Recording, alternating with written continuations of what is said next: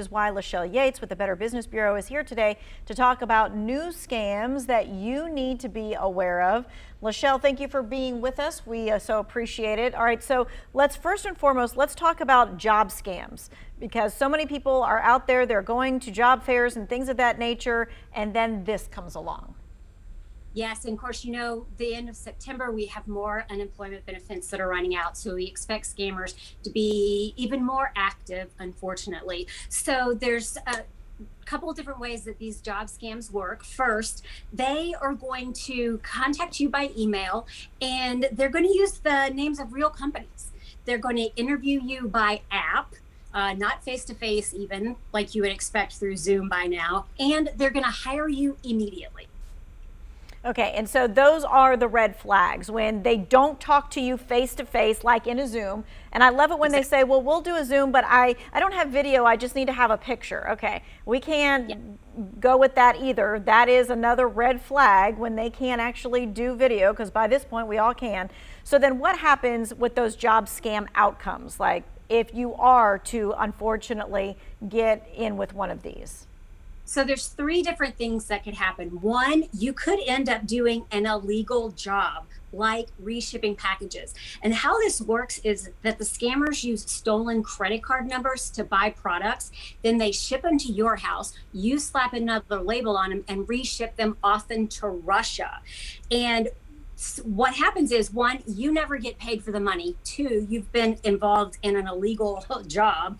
And third, they often may use your identity to then open another bank account. So that's one. Two, you could have your identity stolen because you filled out all these employment papers. So they've got your social security number and all kinds of information to steal your identity. And then third, you could get mixed up with fake checks, because a lot of times they'll send you money in order to go, quote unquote, buy equipment. But what happens is that you have to buy from certain vendors. Well, those are vendors that the scammers own. And so by the time that you find out that the check hasn't cleared, you've already bought the equipment, but you've used your own money. And so you've bought equipment that you're not going to get, and you're not going to get your money back either, because you used it to buy this equipment from the scammers. All right, before we head to break, let's talk about avoiding those job scams. How can we make sure that we actually are looking at a real job offer or a scam offer? First, research the job. Is it listed on the company's website? If not, it's probably a scam. If you want to take one more step, call the HR department just to do a double check. Second, examine the email address, because it should match the company's name. If it's from hr@amazon.com, as an example, scammers will use something like hramazon@gmail.com. That's a red flag.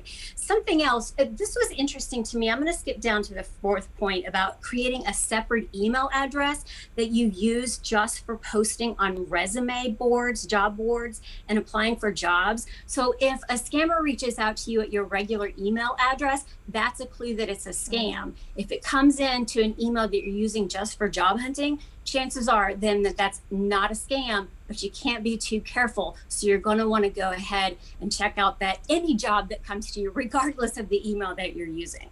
No, that's really smart to have your own email address for your job search, because that way you keep it all clean and it's not getting mucked up with all kinds of other things, right?